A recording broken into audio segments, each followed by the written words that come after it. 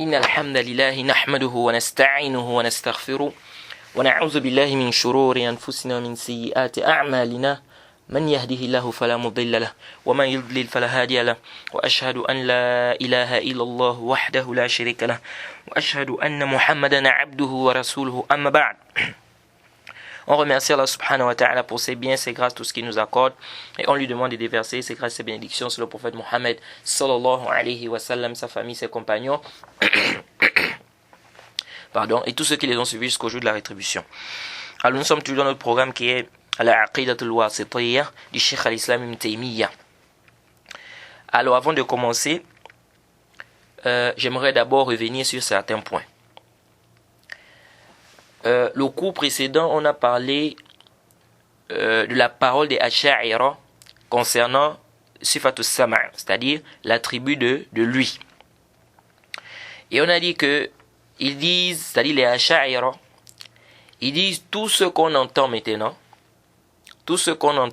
là, Allah subhanahu wa ta'ala a entendu ça depuis avant qu'il ne crée, n'est-ce pas, les créatures. Et on a dit que tout ça c'est quoi? On a dit que cette conception-là, elle est batil. Les gens de la sunna, nous disons que Allah subhanahu wa ta'ala a toujours eu l'attribut du sama' de lui, n'est-ce pas? Mais dire qu'Allah subhanahu wa ta'ala a entendu tout ce qu'on entend aujourd'hui, Allah subhanahu wa ta'ala a entendu ça avant, c'est-à-dire il a entendu ça depuis, on dit quoi? Avant qu'il ne crée les créatures, on dit que ça c'est pas sahih. Lorsqu'Allah subhanahu wa ta'ala, dans le Coran par exemple, on a pour le verset, lorsqu'Allah a dit, Allah a entendu, quand il a parlé de la discussion du prophète Mohammed sallallahu alayhi wa sallam avec cette femme qui était venue se plaindre, il dit, Allah a entendu. Donc à quel moment Allah a entendu? C'est lorsque, n'est-ce pas, l'histoire s'est produite. Ce n'est pas depuis, avant qu'il n'ait créé le prophète Mohammed qu'il a entendu cette chose. Non. Donc les gens de la sunna nous disons que Allah subhanahu wa ta'ala a toujours eu l'attribut du sama', Allah subhanahu wa ta'ala a toujours eu l'attribut du sama', c'est-à-dire de lui, mais dire que Allah subhanahu wa ta'ala a entendu tout ce qui se dit aujourd'hui, depuis, on dit non. On dit non. Par exemple là, nous sommes en train de parler. Les Asha'ira vont te dire quoi? Ils vont te dire ce qu'on est en train de dire là, Allah a entendu ça depuis, avant qu'il ne nous crée. On dit que ça c'est pas quoi? C'est pas ça. C'est pourquoi, tu vois, ils vont te faire le ta'wil de quoi? Du sifat sama'. On te dit non, quand on dit Allah entend, c'est pas qu'il entend maintenant. Il a entendu ça depuis. On dit, ça c'est pas quoi? Ça c'est pas juste. Jade? Là c'est le premier point que je voulais rappeler. Deuxième point que je voulais rappeler, et qui est très important d'ailleurs, lorsqu'on a parlé du verset où Allah subhanahu wa ta'ala dit kullu shay'in halikun illa wajha.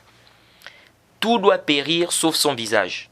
Ou l'autre verset qui dit wa yabqa wajhu rabbika zul jalali wal ikram. Le visage de ton Seigneur restera.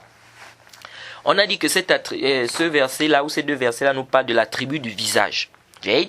L'attribut du visage. Et on a dit que ce n'était pas l'être d'Allah subhanahu wa ta'ala, parce que certains ont dit, ici là, ce n'est pas le visage qui est voulu, mais c'est l'être d'Allah subhanahu wa ta'ala. On a dit non, ça c'est ce qui est voulu ici, c'est le visage. Pourquoi? Parce que si on dit ça, on pourra dire ça dans tous les attributs d'Allah. C'est-à-dire quand Allah subhanahu wa ta'ala parle de la main par exemple, on va dire que la main ici c'est l'être d'Allah. Lorsqu'Allah subhanahu wa ta'ala parle des yeux, on va dire que les yeux ici c'est l'être d'Allah. Donc on dit, ici là, c'est l'attribut du visage qui est voulu. Mais maintenant, intabihu huna. Arju an tantabihu. Je demande votre attention ici. Les gens des sectes, qui veulent faire le ta'wil, les sifat pour dire que non, on ne doit pas dire ici qu'Allah a un visage, etc. Ils amènent une ambiguïté. C'est quoi l'ambiguïté? Ils disent, quand le verset dit kullu shay'in halikun illa wajha, tout doit périr sauf son visage. Ils disent, vous voulez dire quoi? Qu'il n'y a que le visage d'Allah qui va périr, qui va rester. C'est-à-dire, ils veulent dire quoi en fait? Regardez l'ambiguïté, intabihu. Ils disent, le verset n'a accepté que le visage. Le verset n'a accepté que le visage. Le verset a dit, tout doit périr sauf son visage. Donc le visage d'Allah subhanahu wa ta'ala. Ils disent, donc vous voulez nous dire que l'être d'Allah subhanahu wa ta'ala va périr. Donc ne va rester que son visage. Donc son être va périr, mais c'est seulement le visage d'Allah subhanahu wa ta'ala qui va rester. Ils disent, vous ne dites pas ça. Ils disent, vous ne dites pas que c'est seulement le visage d'Allah qui va rester et son être va périr. Ils disent donc ça veut dire que le verset, c'est ce qui est voulu, ce n'est pas le visage. Est-ce que vous avez vu l'ambiguïté? Ils veulent dire en fait que donc ça veut dire que ça dit vous avez fait donc un ta'wil ici. Donc le verset, ça dit vous avez fait une interprétation. Ça veut dire que le verset ici, ce n'est pas le visage qui est voulu. Donc par conséquent, on ne doit pas dire quoi? Qu'Allah a un visage. Parce que vous dites que ici, là, de ce verset, bien qu'Allah subhanahu wa ta'ala n'ait accepté que le visage, mais vous dites que l'être d'Allah subhanahu wa ta'ala également ne va pas périr. Je ne sais pas si vous avez vu l'ambiguïté qu'ils amènent. Okay?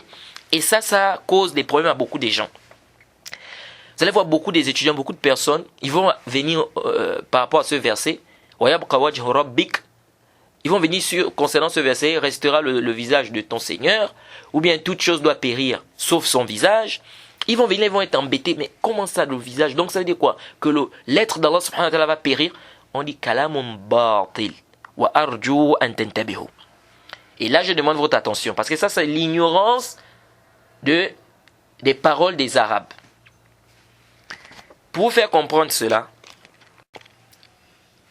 prenez Surat Baqarah. Surat Baqarah, c'est Surat 2, au verset 144. Allah subhanahu wa ta'ala dit قَدْ نَرَى تَقَلُّبَ وَجْهِكَ فِي السَّمَاءِ فَنُوَلِّيَنَّكَ قِبْلَةً تَرْضَاهَا فَوَلِّي وَجْهَكَ شَطْرَ الْمَسْجِدِ الْحَرَامِ وَحَيْثُ مَا كُنْتُمْ فَوَلُّوا وُجُوهَكُمْ شَطْرَهُ. Je demande votre attention ici. Allah ici dit, Surat Baqarah, verset 144, certes, nous te voyons tourner le visage en tous sens dans le ciel. Allah subhanahu wa ta'ala s'adresse à son prophète. Il dit, certes, nous te voyons tourner le visage en tous sens dans le ciel. Nous te faisons donc orienter vers une direction qui te plaît. Tourne donc ton visage vers la mosquée sacrée, vers la Qibla. Où que vous soyez, tournez-y vos visages. Est-ce que vous suivez? Très bien. Allah subhanahu wa ta'ala dit quoi? Il a dit, tourne donc ton visage vers la mosquée sacrée. Où que vous soyez, tournez-y vos visages. Arju an tantabihu. Allah nous a demandé de tourner le visage vers la Qibla. Si quelqu'un aujourd'hui fait la prière, il tourne son dos, c'est-à-dire il tourne son corps vers la Qibla. Il dirige son corps vers la Qibla. Mais son visage, il dirige ça dans une direction autre que la Qibla. Lui là, il s'est dirigé vers la Qibla. Je ne sais pas si vous suivez. Quelqu'un, il met son être, tout son être vers la Qibla. Sauf le visage. C'est-à-dire le visage, il dirige ça d'un autre côté. Hein? Peut-être, il dirige ça par exemple du côté droit. Hein? Ou bien du côté gauche. Ou bien il regarde par l'arrière. Lui, là, on va dire qu'il est dirigé vers la Qibla. Non. Ou bien, quelqu'un maintenant, il met le visage vers la Qibla. Son corps, il tourne ça de l'autre côté. Hein? Il prend son visage, il dirige ça vers la Qibla. Mais le corps, il met ça de l'autre côté là-bas. C'est-à-dire, il se tourne d'un autre côté et il regarde juste la Qibla. Donc, il tourne la tête en direction de la Qibla. Mais le corps, il dirige ça de l'autre côté. Est-ce que lui, il est en direction de la Qibla? Il n'est pas en direction de la Qibla. Et pourtant, Allah subhanahu wa ta'ala dit dans le verset, où que vous soyez, tournez-y vos visages. Donc on a demandé de tourner le visage. Mais celui qui va tourner le visage, et puis son corps est de l'autre côté, il n'est pas en direction de la Qibla. Ou celui qui va tourner le corps et le visage n'est pas vers la Qibla, il n'est pas en direction de la Qibla. Donc quand Allah subhanahu wa ta'ala dit, tournez-y vos visages, et ça c'est par consensus des savants, hein. C'est-à-dire quelqu'un qui va tourner maintenant son corps, et il prend le visage, il tourne ça de l'autre côté, il n'est pas en direction de la Qibla. Et alors, ici là, lorsqu'Allah a demandé de tourner le visage, ça veut dire quoi? Ça veut dire que tu tournes ton visage et le corps taban. Tu tournes ton visage et le corps taban. Ça ne veut pas dire ici que tu vas tourner juste le visage et puis ton corps tu mets ça de l'autre côté, tu diriges ça de l'autre côté. Non. Ou par exemple que tu vas te mettre, c'est-à-dire le dos tourné et tu prends la tête, tu tournes ça vers la Qibla. Hein? Tu regardes dedans vers la Qibla et puis le dos est tourné. Non.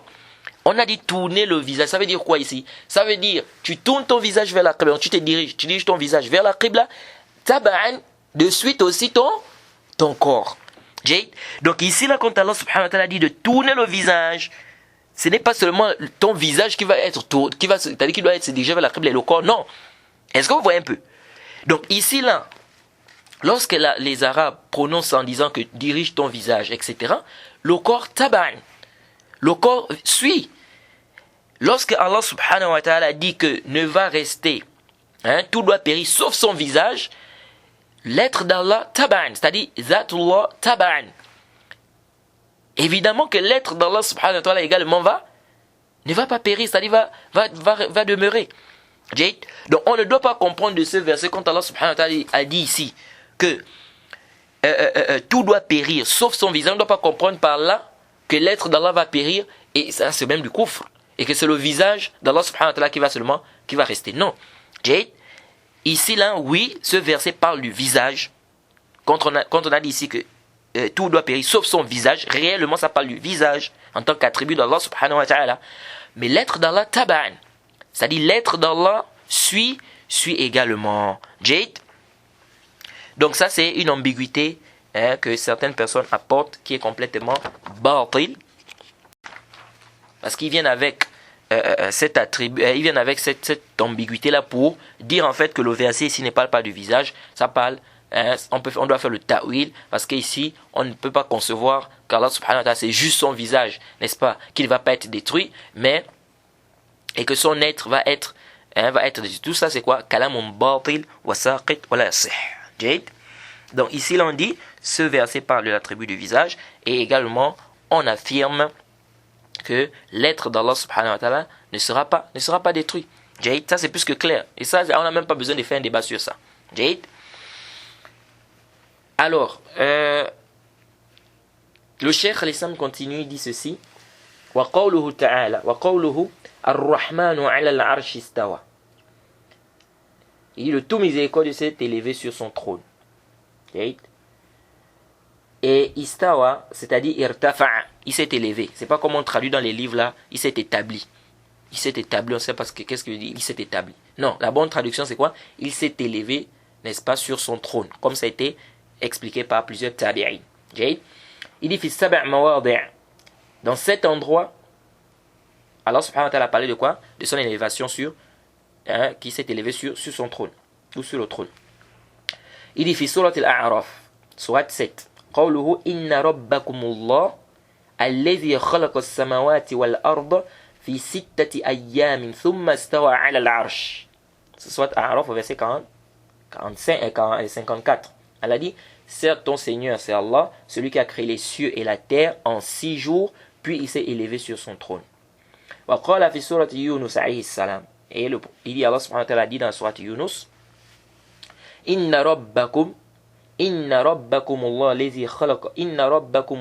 الذي خلق السماوات والأرض في 6 أيام ثم استوى على العرش. Alors encore dit, certes votre Seigneur c'est Allah, celui qui a créé les cieux et la terre en 6 jours, puis il s'est élevé sur son trône. وقال في سورة الرعد.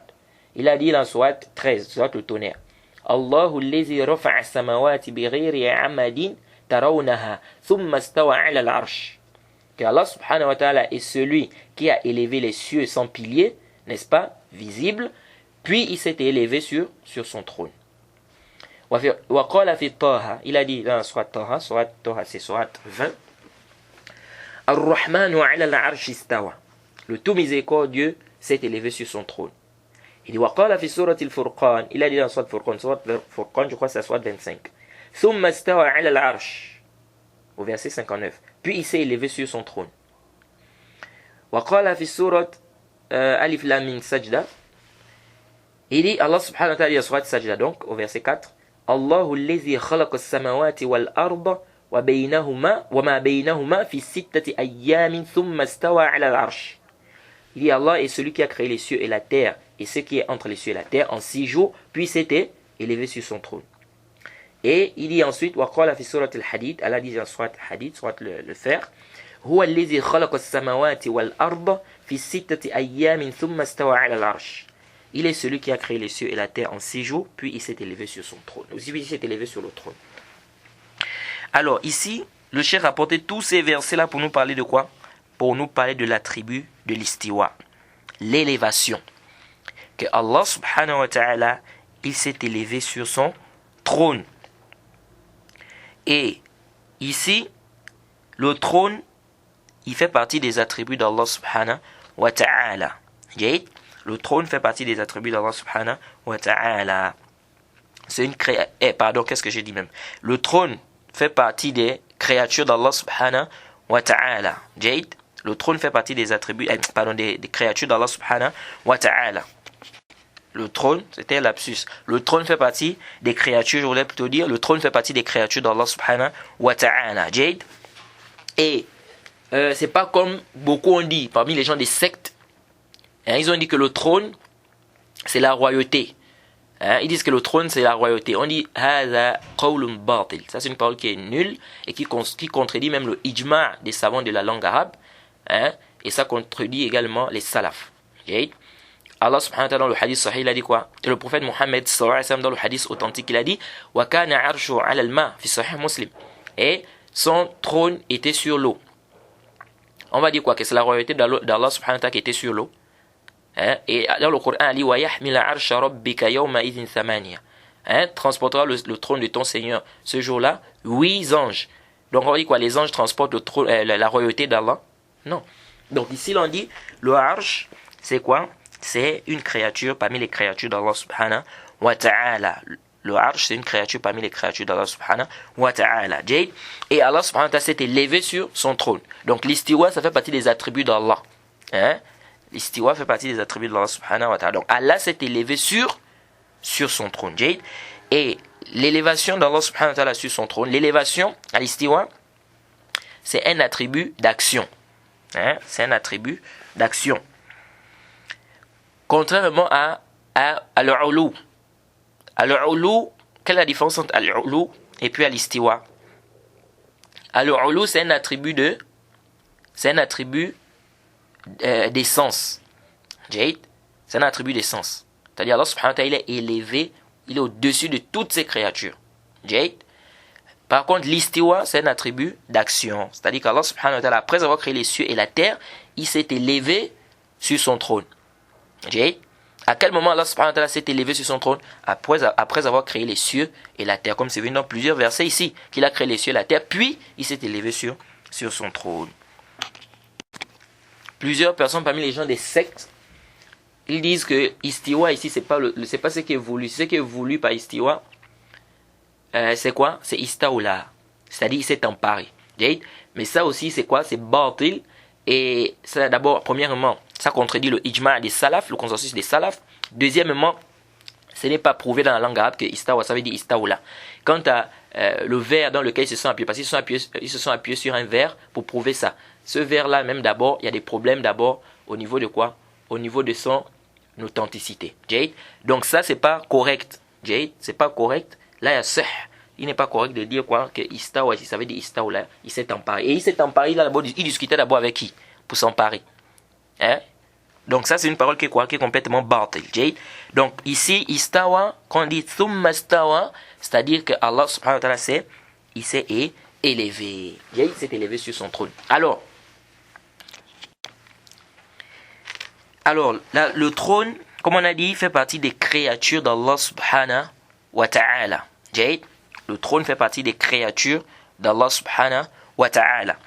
Alors, les savants ont divergé sur un cas. C'est quoi? C'est une question ici, par rapport au trône. Quelle est la première créature qu'Allah subhanahu wa ta'ala a créée? Est-ce que c'est le trône ou est-ce que c'est le qalam, la plume? Donc, ici, il y a une divergence des savants. Quelle est la première créature qu'Allah subhanahu wa ta'ala a créée? Est-ce la plume ou le trône? Parce qu'il y a des savants qui estiment, comme Cheikh al-Islam Ibn Taymiyyah et beaucoup de savants, en Arabie Saoudite aussi, estiment que la première créature c'est le trône. Que le trône fait partie des premières, le trône est la première créature, pardon. Que le trône est la première créature. Et on va voir, parce qu'il y a une autre mas'ala qui découle de ça, parce que certains, parmi les savants de la Sunna, quand ils disent que le trône est la première créature, ils disent que le trône est la première créature c'est-à-dire entre le trône et la plume. Quelle est la première créature? Mais est-ce que le trône est la première de toutes les créatures? Certains disent non. Certains disent non et on va voir pourquoi tout à l'heure. Et là vraiment, je demande votre attention parce que ce qu'on va expliquer là c'est très important. C'est pourquoi on a dit que ce chapitre-là, c'est un chapitre que le musulman doit vraiment donner de l'importance. Ici, là, il y a deux avis des savants. Bon, il y a aussi un autre avis qui est rapporté d'Ibn Abbas, qui dit que la première créature, c'est l'eau. Et l'imam Tabari a rapporté ça dans son tafsir. Et le Cheikh Al-Albani a dit la chaîne de transmission est Jade. C'est une bonne chaîne de transmission. Bref, mais les deux grands avis qui sont connus, c'est quoi? C'est que la première créature, c'est le trône. La première créature, c'est le qalam, la plume. Alors, il y a une divergence des savants. Certains savants disent la première créature, c'est le trône. D'autres disent la première créature, c'est le qalam, c'est la plume. Parmi les savants qui ont soutenu que la première créature, c'est le trône, le Cheikh al-Islam Ibn Taymiyyah et son élève Ibn Qayyim. Ils ont soutenu que la première créature, c'est le trône. Donc, al-Arsh. D'autres savants comme le Cheikh al-Albani, ils ont dit non. La première créature, c'est le qalam, c'est la plume. Okay? Alors, ceux qui ont dit que la première créature, c'est le trône, ils se sont appuyés sur quoi? Sur le hadith de Imran ibn Hussein. Ce hadith est venu dans Bukhari et Muslim. Que il y a des gens du Yémen qui sont venus voir le prophète Mohammed sallallahu alayhi wa sallam. Ils ont dit ji'na linatafaqahu fi ad-din wa nas'aluka an awwal hadha al-amr. Ils disent nous sommes venus, c'est-à-dire des gens du Yémen qui sont venus voir le prophète, le hadith est dans Sahih Bukhari et Muslim. Ils ont dit nous sommes venus te poser nous sommes venus apprendre la religion et te poser des questions par rapport à la première créature. Le prophète Mohammed sallallahu alayhi wa sallam a dit Kana Allah wa lam yakun shay'un qabla. Le prophète Mohammed sallallahu alayhi wa sallam a dit Allah était et il n'y avait aucune chose, il n'y avait rien avant Allah subhanahu wa ta'ala. Il n'y avait rien avant Allah. Wa kana arshuhu ala al-ma. Et son trône était sur l'eau. Thumma khalaqa as-samawati wal ard. Puis il a créé les cieux et la terre. Wa kataba fi dhikr. Il a écrit sur le lawh mahfouz, donc la table bien comment on appelle ça, la table bien gardée. Alors le Cheikh al-Islam Ibn Taymiyyah et les savants qui l'ont suivi, ils se sont appuyés sur ce hadith et le hadith d'Imran ibn Hussein aussi pour prouver que la première créature c'était le trône. Okay? La première créature chez le Cheikh al-Islam Ibn Taymiyyah, la première créature entre le qalam et le arsh, entre le trône et la plume. Parce qu'on va voir que Cheikh al-Islam Ibn Taymiyyah, il ne parle pas des premières créatures parmi toutes les créatures. Pourquoi? Parce qu'il dit, c'est-à-dire, avant une créature, il y a toujours une créature. Avant une créature, il y a toujours une créature jusqu'à l'infini. Et on va parler de ça. Mais avant ça, il faut bien comprendre la position du Cheikh al-Islam Ibn Taymiyyah. Cheikh al-Islam Ibn Taymiyyah, c'est pourquoi vous allez voir que dans les livres du Cheikh al-Islam Ibn Taymiyyah, vous allez voir qu'il dit toujours qu'est-ce qui était avant, le trône ou bien le qalam. Jade. Donc, ça c'est l'argument qu'ils ont pris. Ils ont dit ici, le prophète Mohammed sallallahu alayhi wa sallam a dit quoi? Que Allah était et il n'y avait rien avant Allah subhanahu wa ta'ala et son trône était sur l'eau. Jade. Son trône était sur l'eau. Puis il a créé quoi? Il a créé les cieux et la terre et il a écrit fi dhikr. L'aspect argumentatif, c'est quoi? C'est que le prophète Mohammed sallallahu alayhi wa sallam dit dans ce hadith que le trône d'Allah était sur l'eau. Puis il a créé les cieux et la terre. Et il a écrit fi dhikr. Donc à quel moment il a écrit? Donc ça nous montre ici quoi? Que l'écriture est venue après le arsh. C'est-à-dire le trône était déjà là. Puisqu'on dit et son trône était sur l'eau. Puis il a créé les cieux et la terre et il a écrit fi dhikr. Est-ce que vous voyez un peu l'argumentation? Parmi les arguments aussi qu'ils avancent, le hadith de Imran ibn Hussein, de Abdullah ibn Amr ibn As, qui est dans le Sahih Muslim, où le prophète Mohammed sallallahu alayhi wa sallam a dit كتب الله مقادير الخلائق قبل أن يخلق السماوات والأرض ب50,000 سنة وكان عرشه على الماء. Que Allah subhanahu wa ta'ala a écrit la destinée des créatures avant qu'il ne crée les cieux et la terre de 50 000 ans. Et son trône était sur l'eau. Et son trône était sur l'eau. Donc ils disent, et son trône était sur l'eau. Ça veut dire que le trône était là depuis avant qu'on écrive. Donc ici, c'est quoi? Ça veut dire que le qalam ici a été créé après le trône. Jade? Donc la plume a été créée après le trône. Est-ce que vous voyez l'argumentaire? Donc on a dit, son trône était sur l'eau, puis il a créé les cieux et la terre. Ça c'est clair, ce texte-là est clair, que quoi? Que le trône était là avant la création des cieux et la terre. Maintenant où est le qalam? Le prophète Mohammed sallallahu alayhi wa sallam a dit, et il a écrit fi dhikr, toute chose. Donc on a écrit ça avec quoi? Avec le qalam. Donc ça veut dire que le qalam est venu après la création des cieux et la terre. Ça prouve que le trône était là avant la plume. Mais nous disons la vie qui est juste. La vie qui est juste, c'est quoi? C'est que c'est la plume qui est la première créature. La plume est la première créature. Donc la plume est avant le trône. Allah a d'abord créé la plume avant le trône. Le dalil, c'est venu dans un hadith authentique et clair. C'est-à-dire c'est nos fi mas'ala. Le hadith de Abdullah ibn Abbas, radiallahu anhu. Le hadith est rapporté par l'imam Bayhaqi, Abu Ya'la. Et c'est un hadith qui est authentique. Le Cheikh Al-Albani a authentifié ce hadith. C'est vrai qu'il y a une divergence sur l'authenticité du hadith. Ils disent même que c'est mawqouf, etc.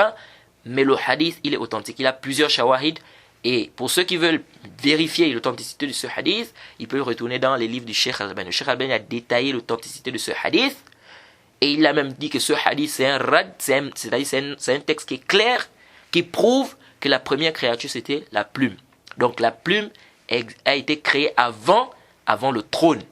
La plume a été créée avant le trône. Et il a même dit que ça fait un rad à l'avis du Cheikh al-Islam Ibn Taymiyyah lorsqu'il dit qu'il n'y a pas eu de créature sans que avant cette créature, il y a toujours une créature, avant cette créature, il y a toujours une créature, avant cette créature, il y a toujours une créature, jusqu'à l'infini. Comme je vous ai dit, on va parler de ce sujet-là tout à l'heure, Inch'Allah. Alors le hadith, c'est quoi le hadith? Le hadith, il est venu avec plusieurs thèmes. Il y a une version du hadith qui dit أول ما خلق الله القلم قال له اكتب فقال ماذا أكتب. On dit premièrement, ce hadith là en fait il y a une divergence au niveau du terme qui est utilisé par awwal ici. Est-ce que le haraka plutôt la voyelle, est-ce que ici c'est awwala ou bien c'est awwalu? Si on dit awwalu ma khalaqa Allahu al-qalam qala lahu uktub, ça veut dire la première chose qu'Allah a créée, c'est le qalam. Et Allah subhanahu wa ta'ala a dit à la plume que écrit. Et la plume a dit à Allah subhanahu wa ta'ala, qu'est-ce que je vais écrire? Allah subhanahu wa ta'ala a dit écris tout ce qui va se passer sur cette terre. Ça c'est si on dit que sur le awwal ici c'est quoi? C'est awwalu. Si on dit que c'est awwala ma khalaqa Allahu al-qalam qala lahu uktub, c'est-à-dire la première chose qu'Allah subhanahu wa ta'ala a dit lorsqu'il a créé la plume, écrit. Mais c'est pas le hadith là dans lequel nous nous appuyons pour dire que la première créature c'est le qalam, c'est la plume. C'est quelle version ici? Comme je vous ai dit, la version est venue clairement citée. C'est dans le Bayhaqi, Abu Ya'la, authentifié par le Cheikh Al-Albani, le hadith d'Ibn Abbas, radiyallahu anhu. Et c'est un hadith authentique. Le prophète Mohammed sallallahu alayhi wa sallam dit dans ce hadith, intabihu, écoutez très bien. Ibn Abbas dit, قال رسول الله صلى الله عليه وسلم إن أول شيء خلقه الله القلم قال له اكتب. Écoutez, le hadith c'est clair. Inna awwala shay'in khalaqahu Allah al-qalam.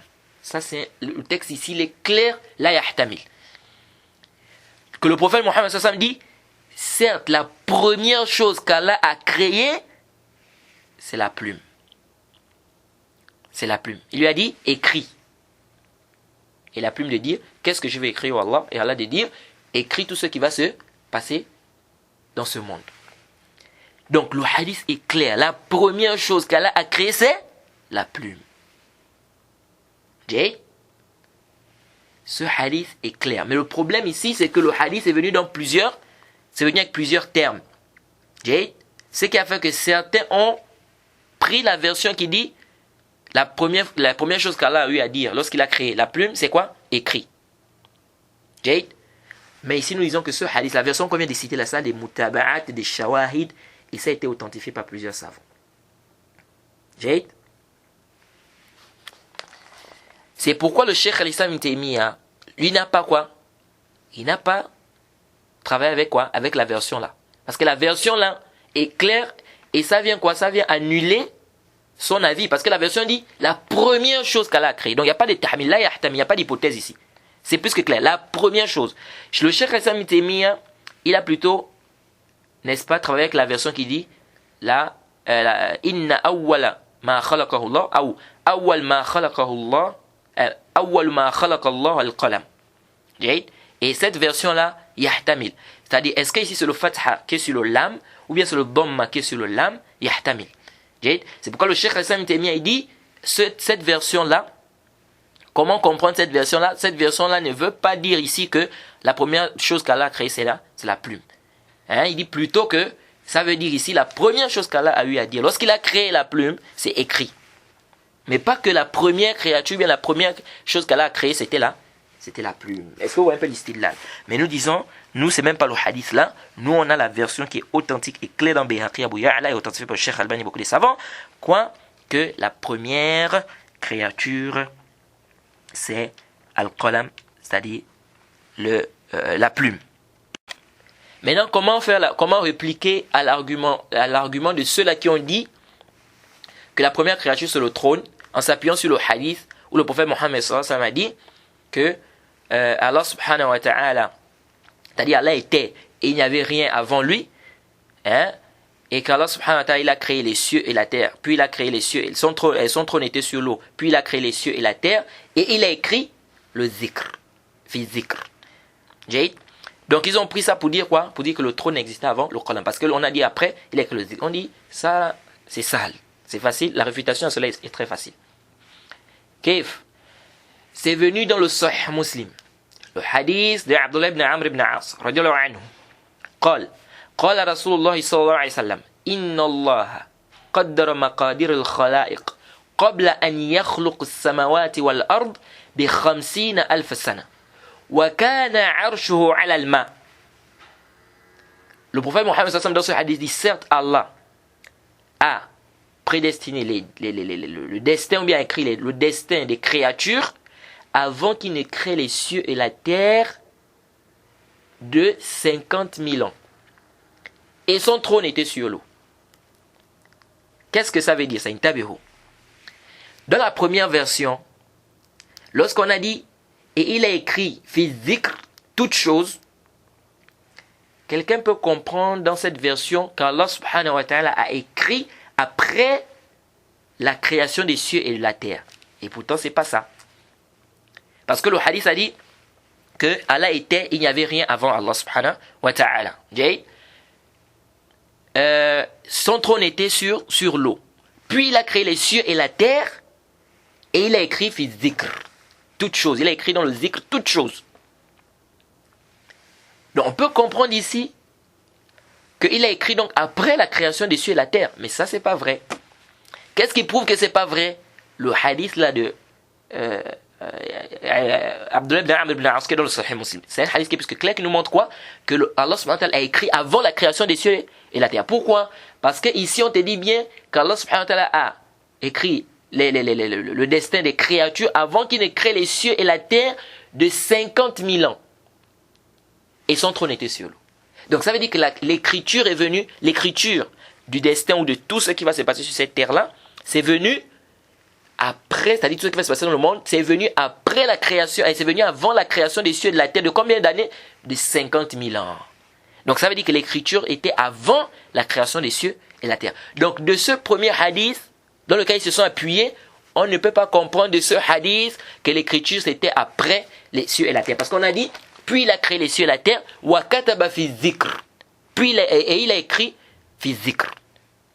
Que l'on ne comprenne pas, et il a écrit comme c'est venu après le summa qu'il a créé. C'est-à-dire, quand on a dit puis il a créé les cieux et la terre, comme l'écriture du zikr, et l'écriture de toutes choses dans le zikr, c'est venu après, on ne doit pas comprendre de là que quoi? Que Allah subhanahu wa ta'ala a écrit, n'est-ce pas? Comment on appelle ça? Le destin des créatures, bien, et tout ce qui va se passer sur cette terre, c'était après la création des cieux et la terre. Non. Pourquoi? Parce que le hadith de Muslim est plus que clair, ça vient refuter cela. Ça, c'est un. Deuxièmement, le waouh qui est venu dans la version, on a dit et. Le waouh, la tufidu tartib. Ça n'implique pas la chronologie. On a dit, Allah subhanahu wa ta'ala était, il n'y avait rien avant Allah subhanahu wa ta'ala. Et son trône était sur l'eau. Puis il a créé les cieux et la terre, et il a écrit. Et il a écrit toutes choses dans le zikr, fi zikr. Et il a écrit toutes choses. Quand on dit et il a écrit toutes choses là, est-ce que cela voudrait dire, parce qu'on a dit et que le et là est venu après le puis, thumma, donc puis il a créé les cieux et la terre. Lorsqu'on dit puis il a créé les cieux et la terre, c'est plus que clair que le trône d'Allah était avant. Mais est-ce que comme on a dit et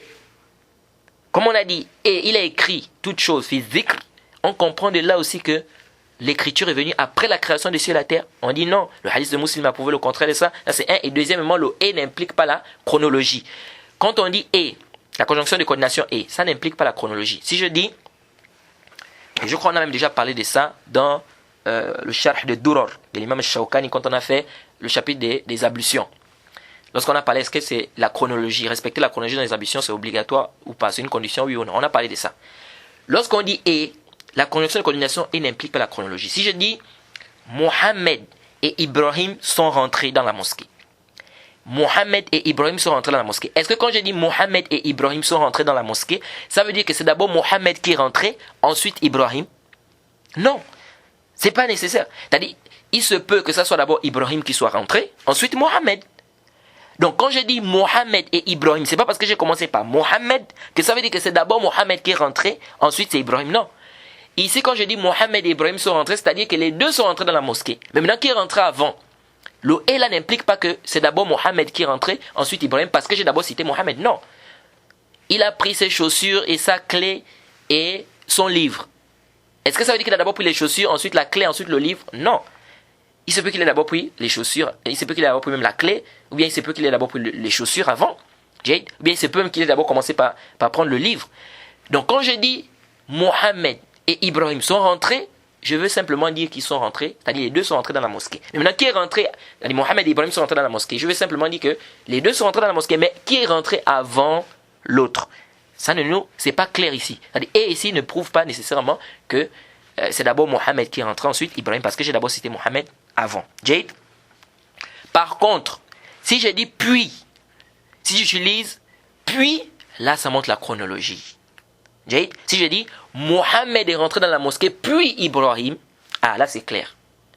Quand je dis Mohammed est rentré dans la mosquée puis Ibrahim, c'est plus que clair que c'est d'abord Mohammed qui est rentré, ensuite Ibrahim.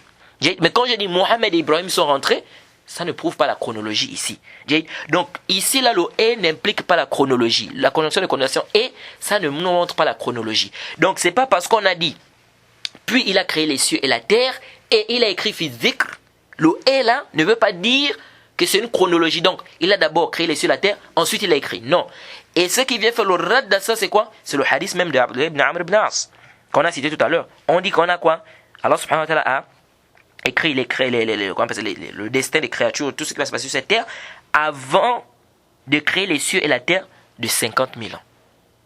Okay? Donc, 50 000 avant qu'il n'ait créé les cieux et la terre, Allah subhanahu wa ta'ala avait déjà quoi? Écrit tout ce qui devait se passer sur cette terre. Donc ça c'est plus que clair. Donc ça ne prouve pas, ce hadith ne nous prouve pas ici que le trône, n'est-ce pas, était d'abord avant la plume. Pourquoi? Parce qu'on a dit que le trône était sur l'eau, hein, et puis il a créé les cieux et la terre, et il a écrit fi zikr. Donc ça ne veut pas dire ici que la plume, parce qu'on a écrit le fi zikr avec quoi? Donc ici ça ne prouve pas. Maintenant, quelqu'un peut dire, mais on a dit wa kana arshuhu ala al-ma. Qu'Allah était, il n'y avait rien avec lui, il n'avait rien avant lui, pardon. Et son trône était sur l'eau. Donc ici, c'est comme si le trône était avant la plume. Ou bien le hadith de Muslim. On a dit, le hadith de Muslim, on dit que Allah subhanahu wa ta'ala a créé, Allah subhanahu wa ta'ala a décrété, ou bien il a écrit tout ce qui va se passer dans ce monde-là, n'est-ce pas, ou le destin des créatures, avant qu'il ne crée les cieux et la terre de 50 000 ans. Et son trône était sur l'eau. Donc on peut comprendre de ce hadith que le trône était avant même qu'on écrive. Mais nous disons, pourquoi? Ici, là, c'est quoi? Ça, c'est un khabar. Et il y a même des versions qui sont venues, et son trône est sur l'eau. Nous disons que ça, c'est un khabar. C'est une information, tout simplement. Ça n'a pas de rapport direct. C'est-à-dire, ça ne nous dit pas clairement, ici, que le trône était avant le qalam, avant la plume. Non, c'est une information. Car ce que le prophète Mohammed nous donne ici, que le trône d'Allah était sur l'eau. Mais est-ce qu'on va puiser de ce hadith quand le prophète dit et le trône d'Allah était sur l'eau? On va puiser de ce hadith que le trône existait avant la plume? C'est pas sarih, c'est pas clair sur ça. Ce n'est pas sarih, ce n'est pas clair. C'est pourquoi le Cheikh Albani dit que on pouvait accepter, c'est-à-dire dire que le trône existe, ou bien le trône a été créé avant la plume. Le Cheikh Albani dit ça pouvait passer si on avait un texte qui est clair sur la question. Mais on n'a pas de texte clair en disant que le trône a été créé avant la plume. Par contre, nous avons un texte clair qui dit que c'est la plume qui a été créée avant. Le hadith que je vous ai cité précédemment, le hadith d'Ibn Abbas, lorsqu'il dit que le prophète Mohammed a dit « Inna awwala shay'in » c'est la première chose qu'Allah a créée, ça c'est clair. La première chose qu'Allah a créée, c'est la plume. Donc le hadith c'est clair. Par contre, ça c'est un khabar. On dit Allah subhanahu wa ta'ala a décrété, n'est-ce pas, le destin, bien écrit, le destin des créatures avant qu'il ne crée les cieux et la terre de 50 000 ans. Et son trône était sur l'eau. Et son trône était sur l'eau. Nous disons oui, on peut comprendre ça du texte, mais ce n'est pas sarih. C'est-à-dire ce n'est pas clair, n'est-ce pas, que quoi? Que le trône existait avant. Nous disons simplement que ça c'est une information. Le prophète nous informe ici qu'Allah subhanahu wa ta'ala a créé, n'est-ce pas, Allah subhanahu wa ta'ala a écrit le destin ou tout ce qui va se passer sur cette terre ou dans le monde, n'est-ce pas, avant qu'il n'ait créé les cieux et la terre de 50 000 ans, son trône était sur l'eau. C'est une information seulement. Et son trône était sur l'eau. Mais est-ce que son trône était sur l'eau veut dire que son trône était sur l'eau avant qu'on écrive? C'est là le problème. C'est pas clair pour cela. Donc c'est une information ici. Du moment où nous avons un texte qui est clair ici, où le prophète Mohammed dit clairement que la première chose qu'Allah a créée c'est la plume, c'est un texte qui est sarih, qui est clair. Ici on ne peut plus laisser le texte qui est clair pour aller prendre un texte qui n'est pas, yahtamil, qui n'est pas clair. Et tout repart sur l'authenticité de ce hadith. Maintenant on peut débattre sur l'authenticité du hadith. C'est-à-dire le hadith de Ibn Abbas qui dit clairement que Allah subhanahu wa ta'ala et que le prophète Mohammed sallallahu alayhi wa sallam a eu à dire que la première chose qu'Allah subhanahu wa ta'ala a créée c'est la plume. Et ici on a dit le trône d'Allah était sur l'eau.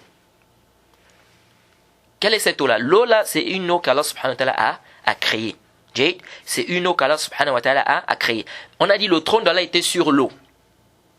Maintenant, est-ce que le trône d'Allah est toujours sur l'eau? C'est-à-dire, en ce moment, est-ce que le trône d'Allah est toujours sur l'eau?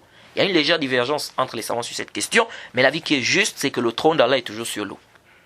Le trône d'Allah est toujours sur l'eau. Le dalil, c'est venu dans le hadith de Muslim, le hadith d'Abu Huraira, que le prophète Mohammed sallallahu alayhi wa sallam a dit « Wa arshuhu ala al-ma » et le trône d'Allah est sur l'eau. Ce hadith est dans le Muslim, ce hadith d'Abu Huraira. Et le trône d'Allah est sur l'eau. Donc le trône d'Allah est sur l'eau, ça veut dire que le trône d'Allah est toujours sur l'eau. Donc le trône d'Allah subhanahu wa ta'ala est toujours sur l'eau. Alors, maintenant qu'on sait que la première créature, c'est-à-dire la première chose qu'Allah a créée, c'est le qalam, c'est la plume. Ici, il y a une question, une mas'ala. Muhimmatun jiddan. Et c'est une mas'ala, j'ai traité cette mas'ala difficilement, sauf, bien sûr, j'ai parlé de ça avec certains frères, mais de parler de cette mas'ala en public, je ne m'en souviens pas. Hasba ilmi, je ne m'en souviens pas avoir traité cette mas'ala ou même parler de cette mas'ala. Mais aujourd'hui, on voit ce qu'on appelle un désordre total. Les gens font le tourne sur les savants. Les gens parlent mal, jusqu'à on a même rendu kafirun certains savants encore de cette mas'ala là. Et vous voyez comment les étudiants balancent ça sur le net, n'importe comment. Les gens des sectes aussi viennent, ils attaquent certaines personnes, certains frères qui sont dans le manhaj. Eux aussi, dans l'ignorance aussi, ils ne savent pas comment se défendre. Il y a des gens qui ont rendu le Cheikh al-Islam ibn Taymiyyah kafirun à cause de cette mas'ala qu'on va traiter là. Qui est al-hawadith la awwala. D'autres ont fait le tourne même sur le Cheikh al-Albani. Ils ont mal parlé du Cheikh al-Albani parce que le Cheikh al-Albani a fait un rad au Cheikh al-Islam ibn Taymiyyah sur cette mas'ala. Et tu vas voir d'autres même qui veulent faire le ta'assub, le fanatisme sur cette mas'ala là. Alors que la chose est claire. Alors, arju an tantabihu. Je demande votre attention ici. Le Cheikh al-Islam ibn Taymiyyah, comme je vous ai dit tout à l'heure, quand il parle de la première créature, c'est entre le trône et la plume. Parce que chez le Cheikh al-Islam ibn Taymiyyah, il n'y a pas de première créature. C'est-à-dire que avant une créature, il y a toujours eu une créature. Avant une créature, il y a toujours eu une autre créature. Avant une créature, il y a toujours jusqu'à l'infini. Intabihu huna. Beaucoup de gens aussi, parfois ils se disent, mais je ne comprends pas la parole du Cheikh al-Islam ibn Taymiyyah. Cheikh al-Islam ibn Taymiyyah te dit ceci. Allah subhanahu wa ta'ala était, il n'y avait rien avant Allah subhanahu wa ta'ala. Ça c'est clair. Jade. Il n'y avait rien avant Allah subhanahu wa ta'ala. Jade. Et il y a des textes qui sont venus clairs là-dessus. Où le prophète Mohammed dit clairement qu'Allah était, et il n'y avait rien avant Allah subhanahu wa ta'ala. Jade. Mais le problème ici, c'est quoi? C'est que le Cheikh al-Islam ibn Taymiyyah te dit Ma min makhlouqin illa wa huwa masbouq bil adam wa ma min makhlouqin illa wa qablahu makhlouq wa lam yazalillahu yakhluq azalan kama lam yazal yakhluq abadan. Ça c'est le résumé de la parole du Cheikh al-Islam ibn Taymiyyah. Le Cheikh al-Islam ibn Taymiyyah te dit qu'il n'y a aucune créature sans qu'elle ne soit précédée du néant. C'est-à-dire Allah subhanahu wa ta'ala, c'est lui qui a créé. C'est-à-dire toutes les créatures ont été créées par Allah subhanahu wa ta'ala. Mais le Cheikh al-Islam ibn Taymiyyah te dit ceci, qu'il n'y a pas une créature qui a été créée sans qu'elle ne soit précédée de quoi? Du Adam, c'est-à-dire du néant. C'est-à-dire elle n'existait pas d'abord. C'est Allah subhanahu wa ta'ala qui a créé cette créature. Mais le Cheikh al-Islam ibn Taymiyyah te dit, mais il n'y a pas de créature sans qu'avant cette créature-là, il n'y ait eu d'abord une créature. Celle-là aussi, avant elle, il y avait une créature. Cette créature-là aussi, avant elle, il y avait une créature. Cette créature, avant elle aussi, il y avait une créature, jusqu'à l'infini.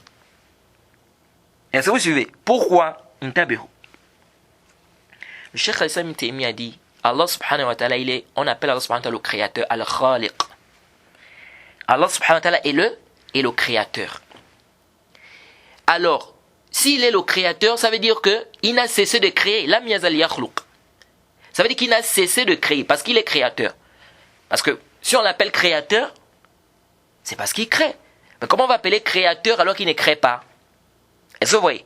Donc ici, là, le Cheikh al-Islam dit, il n'y a pas un moment où Allah subhanahu wa ta'ala n'a pas créé. Non. Allah subhanahu wa ta'ala n'a cessé de créer. Parce que si on l'appelle créateur, c'est parce qu'il crée. Alors comment on va dire que non, il y a un moment, il ne créait pas, après il a commencé à créer? Est-ce que vous voyez un peu? Parce qu'on va l'appeler créateur parce qu'il crée. Mais comment se fait-il qu'il y a un moment, il ne créait pas, on l'appelle créateur? Donc le Cheikh al-Islam ibn Taymiyyah dit ceci, que Allah subhanahu wa ta'ala n'a cessé de créer. Donc il s'appelle créer. Allah subhanahu wa ta'ala, parmi les noms d'Allah, c'est le créateur, al-Khaliq. Il est le créateur. Donc Allah subhanahu wa ta'ala n'a cessé de créer. Donc il y a toujours eu des créatures. Donc avant une créature, il y a eu une créature. Avant une créature, il y a une créature. Avant une créature, il y a une créature. Avant une créature, jusqu'à l'infini. Mais le Cheikh al-Islam ibn Taymiyyah dit quoi? Il dit que mais ces créatures-là, toutes ces créatures-là ont été créées par Allah subhanahu wa ta'ala. Et qu'Allah subhanahu wa ta'ala était et qu'il n'y avait rien avant Allah subhanahu wa ta'ala. Est-ce que vous suivez? Et ça, c'est l'avis de beaucoup de savants. Certains savants de notre époque, certains savants contemporains, ont adopté l'avis du Cheikh al-Islam Ibn Taymiyyah. Ils ont cet avis. Certains savants de notre époque, c'est-à-dire ils ont l'avis du Cheikh al-Islam Ibn Taymiyyah. Mais nous disons, Haza qawlun batil. Ça c'est une parole, ça c'est un avis qui est complètement nul. Right? Et ça c'est pas moi qui le dis. Il y a des savants qui l'ont dit clairement que l'avis là est nul. Le Cheikh al-Albani, il parle, quand il a parlé du hadith qui dit la première chose qu'Allah subhanahu wa ta'ala a créé, c'est la plume. Le Cheikh al-Albani dit que ce hadith là vient rendre batil, c'est-à-dire ça vient annuler la parole du Cheikh al-Islam Ibn Taymiyyah. Disant quoi? Qu'il y a toujours eu des créatures, c'est-à-dire il n'y a pas une créature sans qu'avant cette créature là une créature, il y a toujours une créature jusqu'à l'infini. Cheikh al-Albani dit quoi? Hadith yubtil, ça annule, ça rend batil la parole du Cheikh al-Islam Ibn Taymiyyah. Et nous sommes convaincus, hatman wa jazman, que cette parole est batil. Cet avis est quoi? Cet avis est nul. Même si beaucoup de savants ont soutenu cet avis-là. Et il y a des savants aussi qui n'ont pas soutenu cet avis-là, comme le Cheikh al-Albani ou le Cheikh Najmi. Rahimahullah. Cheikh Najmi, lui aussi n'était pas de cet avis. Qu'il n'y a pas une créature sans qu'il y ait d'abord une créature avant, sans qu'il y ait d'abord une créature avant, ainsi de suite jusqu'à l'infini. Le Cheikh Najmi n'était pas de cet avis. Cheikh al-Albani également n'était pas de cet avis. Et il y a plusieurs savants qui ne sont pas également de cet avis du Cheikh al-Islam Ibn Taymiyyah. Et d'autres qui sont de cet avis. Et on va même voir que le zahir de la parole de l'imam Ahmed, c'est que l'imam Ahmed n'est pas également de cet avis. Ibn Battah, également qui est connu parmi les grands savants de la Sunna aussi, Ibn Battah, il n'est pas également de cet avis. Mais on va revenir sur tout ça, Inch'Allah. Alors nous disons que cette parole n'est pas juste. De dire que Allah subhanahu wa ta'ala, comme on dit qu'Allah subhanahu wa ta'ala est le créateur, donc ça veut dire qu'il n'a cessé de créer. Donc il y a toujours eu des créatures. C'est-à-dire, la créature qui a été créée avant, il y a toujours une créature. Avant celle aussi, il y a toujours une créature. Avant celle aussi, il y a toujours une créature. Jusqu'à l'infini, nous disons que ça c'est pas ça. L'imad, intabio. Et d'abord, j'espère que vous avez compris la parole du Cheikh al-Islam Ibn Taymiyyah. Pour vous faire comprendre, je vais vous donner un exemple simple. Lorsqu'on dit par exemple quelqu'un entend. C'est un exemple pour que vous puissiez comprendre juste. On dit quelqu'un entend. Mais s'il n'y a pas de voix, peut-on dire qu'il entend? C'est-à-dire, il entend quoi puisqu'il n'y a pas de voix? Est-ce que vous voyez un peu? Donc on va dire qu'il entend s'il y a des voix. Est-ce que vous suivez? Ça c'est un exemple. Donc le Cheikh al-Islam Ibn Taymiyyah dit qu'on ne peut pas dire qu'il est khaliq et on va dire qu'il y a un moment il n'a pas créé et puis il a commencé à créer. Non. On ne peut pas dire qu'il est créateur et puis à un moment il n'a pas créé et puis il a commencé à créer. Non. Si on dit qu'il est créateur, ça veut dire quoi? Cela veut dire qu'il n'a cessé de créer. Jade. Et le Cheikh al-Islam Ibn Taymiyyah aussi apporté, il s'appuie sur des dalils, par exemple le verset où il fa'alun lima yurid, qu'Allah subhanahu wa ta'ala fait ce qu'il veut. Il dit fa'al, c'est surat mubalagha. Jade. C'est-à-dire qu'il fait, Allah subhanahu wa ta'ala fait beaucoup de choses. Jade. Donc Allah subhanahu wa ta'ala n'a cessé de créer. Jade. Ça fait partie des actions d'Allah subhanahu wa ta'ala, la création. Donc Allah subhanahu wa ta'ala n'a cessé de créer. Donc ils disent, on ne peut pas dire que huwa mu'attilan 'anil khalq thumma bada'a al-khalq. On va pas dire, c'est-à-dire ils disent qu'on ne peut pas dire que Allah subhanahu wa ta'ala ne créait pas et puis après il a commencé à créer. Alors, nous disons que cette parole-là n'est pas juste. Jade. Pourquoi? Parce que cela voudrait dire que le jins makhluqat, c'est quoi? Azalan. Ou jins makhluq azalan. C'est ce que cette parole implique. Ça veut dire que le genre des créatures, n'est-ce pas, existe depuis. Parce que quoi? Cheikh al-Islam Ibn Taymiyyah, quand il dit qu'il n'y a pas une créature, n'est-ce pas, sans qu'il y ait d'abord une créature avant. Ça veut dire quoi? Ça veut dire que par exemple, on a le djinn, le genre c'est-à-dire les hommes comme créatures. On a les djinns comme créatures. On a les anges comme créatures. Jade. Donc c'est comme si on va dire qu'avant les hommes, n'est-ce pas, il y a toujours eu des djinns. Il y a toujours eu les anges par exemple. Il y a un exemple, hein, il y a toujours eu telle autre créature. Il y a toujours, donc ça veut dire le genre des créatures est azalan. Je ne sais pas si vous comprenez. C'est pourquoi cette mas'ala là, le Cheikh Al-Albani, lorsqu'il a fait le ta'liq de la parole du Cheikh Hassan ibn Taymiyyah, il dit j'aurais souhaité que le Cheikh Hassan ibn Taymiyyah ne rentre pas dans cette mas'ala là. Il dit parce que ça ressemble même aux paroles des philosophes. Et à cause de cette mas'ala là, comme je vous ai dit, beaucoup des gens des sectes, ils ont rendu le Cheikh Islam ibn Taymiyyah kafirun billahi azza wa jal. Ils l'ont rendu mécréant. Subhanallah. Pourquoi ils ont fait ça?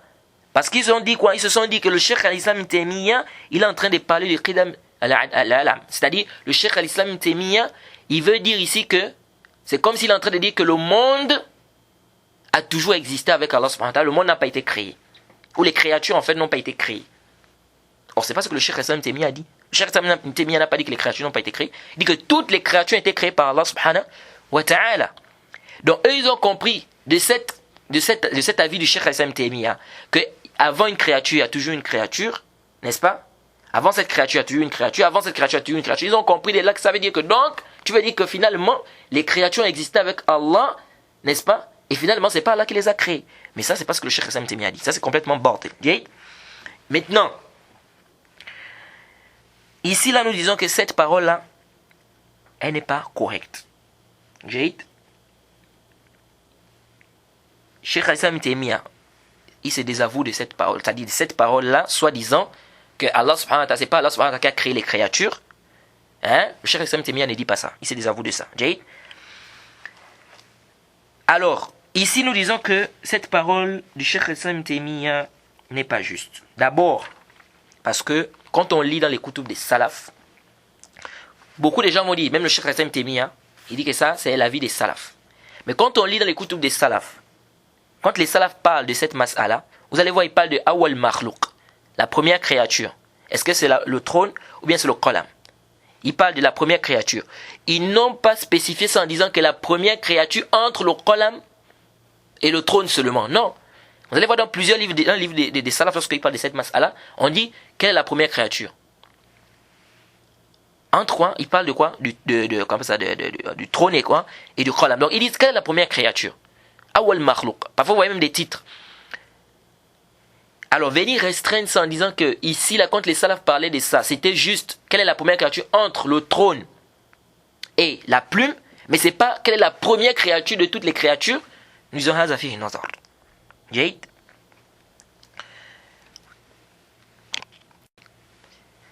Donc dire qu'Allah subhanahu wa ta'ala n'a cessé de créer comme lam yazal yakhluq ila abad, qu'Allah aussi ne cesse de créer jusqu'à l'infini, dans le futur. Donc ils disent comme dans le futur aussi Allah subhanahu wa ta'ala, c'est-à-dire Allah subhanahu wa ta'ala a parmi les attributs d'Allah la création, Allah crée et Allah ne cesse de créer. Jade. Maintenant de cette même manière nous devons aussi dire qu'Allah n'a cessé de créer dans le passé, c'est-à-dire Allah subhanahu wa ta'ala n'a cessé de créer. Donc on ne peut pas dire ici qu'Allah est le créateur et qu'il ne créait pas mais il a commencé à créer. Ils disent non.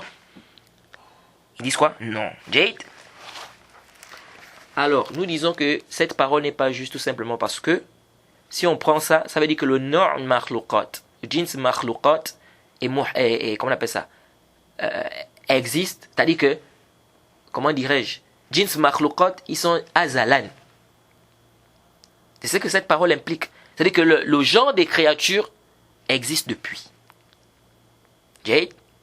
Et le Coran et la Sunna, ce qui prouve que cette parole n'est pas juste, c'est que le Coran et la Sunna nous montrent que Allah a commencé la création. Allah a commencé la création. Jade.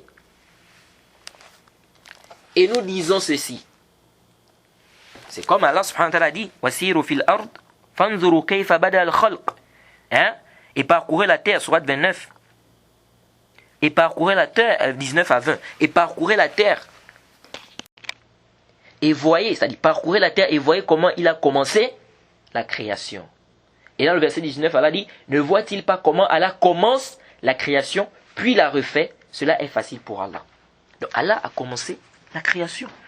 Donc ça veut dire quoi? Ça veut dire que un moment, Allah n'avait pas n'avait pas encore créé. Après, il a commencé à créer. Jade. Maintenant, qu'est-ce qui vient annuler, c'est-à-dire la parole du Cheikh al-Islam Ibn Taymiyyah? Déjà, on a dit le premier hadith qui dit clairement que la première chose qu'Allah a créée, c'est la plume.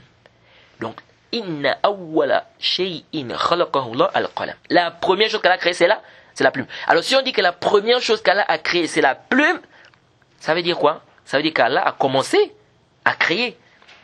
Jade. Ça, c'est un. Deuxièmement, le fait que les salafs divergent, quelle est la première créature? Est-ce que c'est le trône ou bien c'est la plume? Ça nous montre aussi que la vie du Cheikh al-Islam Taymiyyah n'est pas correcte. Parce que si les salafs divergent, est-ce que c'est le trône qui est la première créature ou bien c'est le qalam, c'est la plume? Ça montre clairement ici qu'il y a eu une première, il y a bel et bien une première créature. Jade. Alors nous disons ceci. Ce qui vient annuler cette parole, c'est quoi? Intabihu. Nous avons un hadith. Ce hadith, il est dans le Sahih al-Bukhari. Ce hadith vient annuler la parole du Cheikh al-Islam Ibn Taymiyyah. Ça rend cette parole-là batil. Le hadith dit quoi? Que le prophète Mohammed sallallahu alayhi wa sallam a eu à dire. Le hadith de Imran ibn Hussein, qu'on a cité précédemment.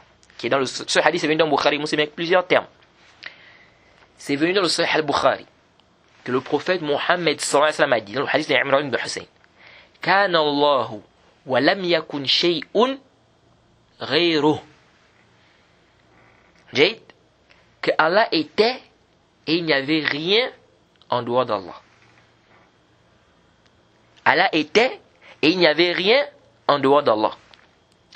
Donc cette version-là, qui est dans le Sahih al-Bukhari, est plus que claire que la parole du Cheikh al-Islam Ibn Taymiyyah est batil. Pourquoi? Parce que ici on a dit Allah était et il n'y avait rien d'autre avec Allah. Il n'y avait rien d'autre. Or la parole du Cheikh al-Islam Ibn Taymiyyah, ça dit quoi? Ça dit qu'il n'y a pas de créatures sans qu'il y ait eu d'abord des créatures avant. Sans qu'il n'y ait eu d'abord des créatures avant. Sans qu'il n'y ait eu d'abord des créatures avant jusqu'à l'infini. Or ici, le prophète dit que Allah subhanahu wa ta'ala était et il n'y avait rien d'autre. Ce hadith-là, ça vient annuler la parole du Cheikh al-Islam Ibn Taymiyyah. Mais comment se fait-il que le Cheikh al-Islam Ibn Taymiyyah, malgré ce hadith, il a quoi? Il a soutenu cet avis-là. L'avis qu'il a mené par rapport au fait que chaque créature, il y a d'abord une créature avant. Pourquoi? Tout simplement parce que ce hadith, c'est venu avec deux termes. Bon, certains disent trois. Le premier terme, c'est quoi? C'est que Allah était et il n'y avait rien avant. Premier terme. Sahih Bukhari Muslim. Deuxième terme. Allah était et il n'y avait rien d'autre. N'est-ce pas? Troisième terme. Allah était et il n'y avait rien avec lui. Bon, la version qui dit il n'y avait rien avec lui, on rapporte ça, mais jusqu'alors, je n'ai pas encore. Hasba ilmi. Je n'ai pas encore vu ça dans un livre des hadiths. C'est-à-dire Allah était, il n'y avait rien avec lui. Ma'ahu. La version qui dit ma'ahu là, je n'ai pas encore vu ça dans un livre des hadiths. Wallahu ta'ala a'lam. Mais cette version est citée. Par exemple, même Tahawi, il a mené ça dans son sharh. Ibn Abdel Aziz. Il a mis ça dans le sharh de Aqidat al-Tahawiyya. Alors, donc, nous on retient ici deux termes. Le terme qui dit Allah était et il n'y avait rien avant. Allah était et il n'y avait rien d'autre. Jade, ça c'est les deux termes qu'on retient. Le problème ici c'est quoi? La version que je vous ai citée qu'Allah était et il n'y avait rien d'autre, c'est la version de Hafs ibn Ghiyath. Le Cheikh al-Islam Ibn Taymiyyah, quand il a vu, c'est-à-dire que le Cheikh al-Islam Ibn Taymiyyah s'est rendu compte, puisqu'il connaissait ce hadith, il s'est rendu compte que ce hadith cause problème à sa mas'ala. Alors le Cheikh al-Islam Ibn Taymiyyah a dû faire quoi? Il a dû donc étudier ce hadith. Et il a conclu par la faiblesse de ce hadith. Que ce hadith est da'if. Que ce qui est mahfouz, donc shaz, que la version qui est authentique, c'est la version qui dit Allah était et il n'y avait rien avant. Il n'y avait rien avant. Quant à la version de Hafs ibn Riyad, le Cheikh al-Islam Taymiyyah dit ça a été rapporté bil ma'na, par le sens. Et Ibn Qayyim aussi, il a suivi le Cheikh al-Islam Taymiyyah dans ça. Que la version qui dit que Allah était, il n'y avait rien d'autre, ça a été rapporté par le sens. C'est pas par les termes. Qu'est-ce que cela veut dire? Vous savez, les hadiths du prophète Mohammed sallallahu alayhi wa sallam, parfois c'est rapporté par le sens, parfois c'est rapporté par les termes. Okay? Je vais vous prendre un exemple pour vous faire comprendre facilement. Maintenant, je vais dire, mes étudiants sont là. J'ai un exemple. Hein. Je suis en train d'enseigner des gens. J'ai dit, demain, il n'y a pas cours. J'ai dit, demain, il n'y a pas cours. Les étudiants sortent. Quand les étudiants sortent, il y a d'autres, par exemple, qui n'étaient pas là. Alors, ils se rencontrent. Ceux qui étaient là disent, certains parmi eux disent, à ceux qui n'étaient pas là, Mohammed a dit qu'on ne vient pas demain au cours. J'ai dit, ici, là, ils ont rapporté la parole par le sens ou par les termes. Ils ont rapporté par le sens. Parce que je n'ai pas dit quoi? Je n'ai pas dit demain, on ne vient pas au cours. J'ai dit, demain, il n'y a pas cours. Voilà les termes que j'ai utilisés. Demain, il n'y a pas cours. Donc, eux, ils ont rapporté mes propos par le sens, pas par les termes. Ils ont dit, Mohammed a dit que demain, on ne vient pas au cours. Donc, ils ont rapporté par le sens, pas par les termes. D'autres vont rapporter par les termes. Ils vont dire, Mohammed a dit, demain, il n'y a pas cours. Ils vont voir ceux qui n'étaient pas là au cours. Ils vont dire, Mohammed a dit, demain, il n'y a pas cours. Là, ils ont rapporté par les termes, par mes termes. Parce que j'ai dit, demain, il n'y a pas cours. Par contre, d'autres ont rapporté par le sens. Mohammed a dit, demain, on ne vient pas au cours. Est-ce que vous voyez un peu? Alors ici, c'est le même sens. C'est-à-dire, le sens qui est voulu, c'est le même. Mais les termes ne sont pas les mêmes. Donc, dans les hadiths du prophète, il y a souvent ça. Surtout les hadiths qui sont longs. Parfois, le prophète va donner une parole, les gens vont rapporter. Il y en a qui vont rapporter par les termes même du prophète, et il y en a qui vont rapporter par le sens. Alors, il n'y a pas de problème lorsque le sens, n'est-ce pas, des deux versions qui ont été rapportées, ou des trois, ou des quatre, ou de plus, il n'y a pas de mal lorsque les sens concordent. Mais là où il y a un problème, c'est lorsqu'il y a un sens qui amène un nouveau hukm. C'est-à-dire que ça amène une nouvelle sentence. Là, il y a un problème. Il faut faire quoi maintenant ici? Il faut regrouper les versions du hadith pour savoir quels sont les termes que le prophète a eu à dire. C'est-à-dire, qu'est-ce qui est prépondérant de ces termes-là? Hein?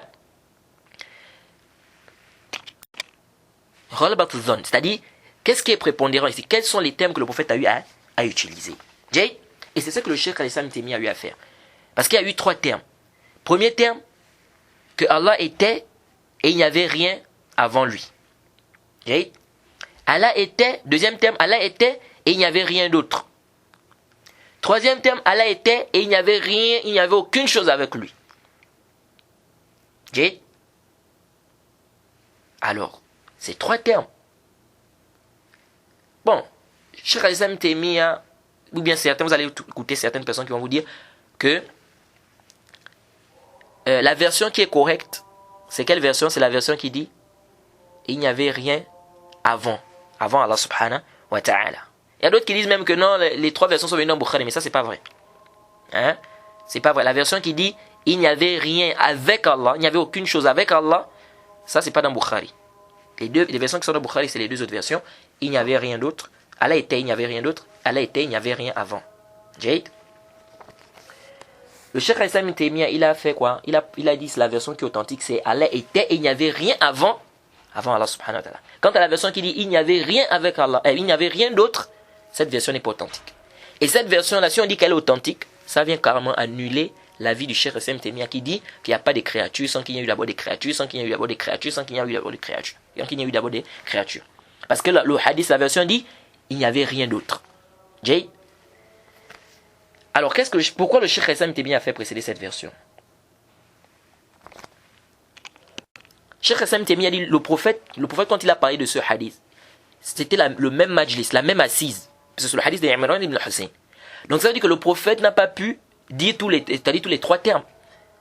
Il y a bel et bien un terme que le prophète a eu à utiliser. Mais quel est ce terme-là? Alors, le Cheikh al-Islam Taymiyyah a regardé.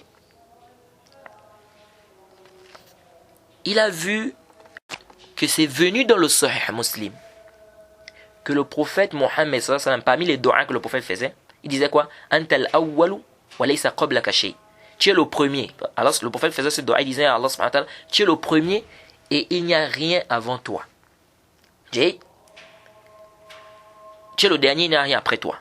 Alors le Cheikh al-Islam Taymi a dit ça, cette version-là, ce hadith muslim-là, nous montre que la version qu'on doit considérer qui est authentique, c'est la version qui dit Allah était et il n'y avait rien avant Allah. Pourquoi? Parce qu'il y a une version qui vient témoigner de cette version.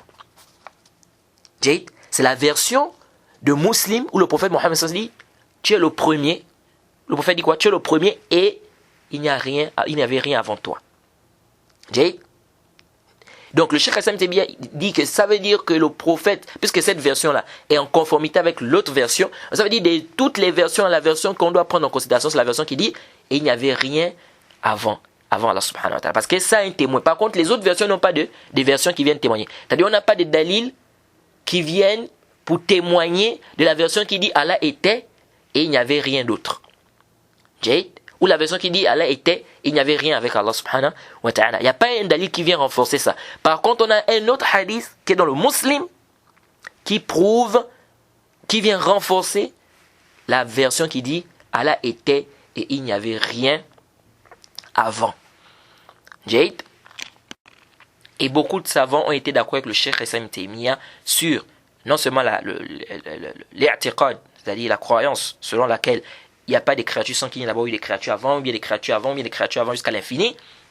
Et ils ont été d'accord également sur le Cheikh Hassan Taymiyyah par rapport à l'authenticité du hadith. Donc ils ont pris la version qui dit que Allah était, il n'y avait rien avant Allah subhanahu wa ta'ala. Et ils ont dit que la version qui dit et il n'y avait rien d'autre, Allah était, il n'y avait rien d'autre. Cette version-là, ils ont dit quoi? Que cette version n'est pas mahfous, ça a été rapporté bil ma'na, ça a été rapporté par le sens.